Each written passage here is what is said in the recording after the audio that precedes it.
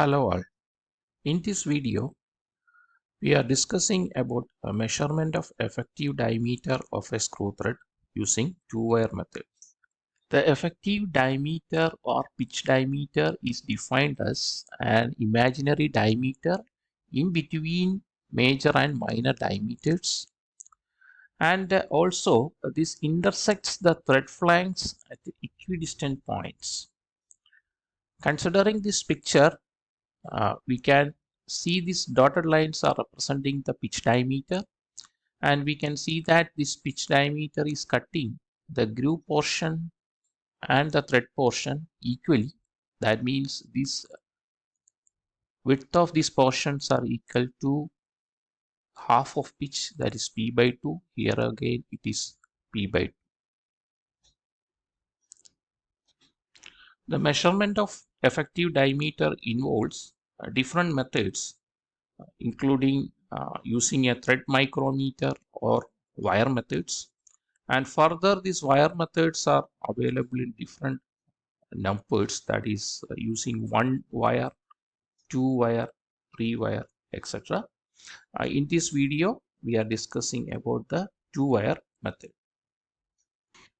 In this method, 2 wires of identical diameters are hanged from the hooks and are placed between the flanks of the thread and the anvil for the measurement.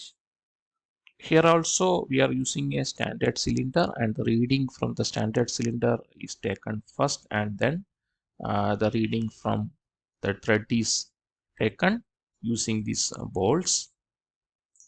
The dimension over the wire is recorded as capital M, and here T is the diameter under the wire. So if M is known and D is known, we can calculate the T as M minus 2D, and the effective diameter is recorded denoted as letter E, and the difference between the effective diameter and the T is represented with the capital P, and this gap is the half of the P, that is the gap between the effective diameter and the diameter under the wires.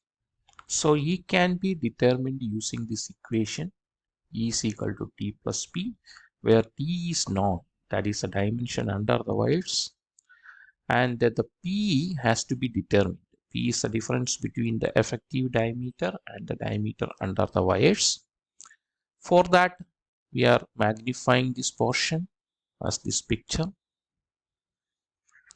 and from here we can see that BC is representing the effective diameter, and this bottom line which is passing through a point A is representing the diameter T, and the gap between the effective diameter and the diameter T is P by 2.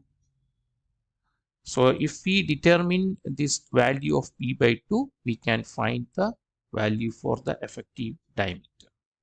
In this picture, OE is a half of the diameter of the wire, so it is D by 2, and this BC is passing through the effective diameter. We know that the width of the groove through effective diameter is the half of pitch. Here pitch is P dash, that is P by 2, that is equal to BC. Then QC is, we know that it is half of BC, so that is equal to pitch divided by 4. So as a first step, we needed to determine this P by 2, that is equal to this gap AQ. So P by 2 is equal to AQ, can be written as PQ minus AP from the figure. That is equation number 1. Considering the triangle PQC, this is a triangle P, Q and C. PQ is equal to P dash by 4 into 1 by tan x by 2, where x by 2 is the half of the flank angle.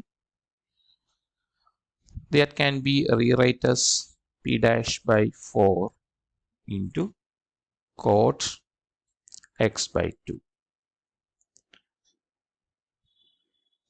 That is equation number 2. Now we have to determine the value for AP. So AP is given as OP minus OA, and considering the triangle POE, OP is given as D by 2 into 1 by sine x by 2. That can be rewritten as D by 2 cosec x by 2.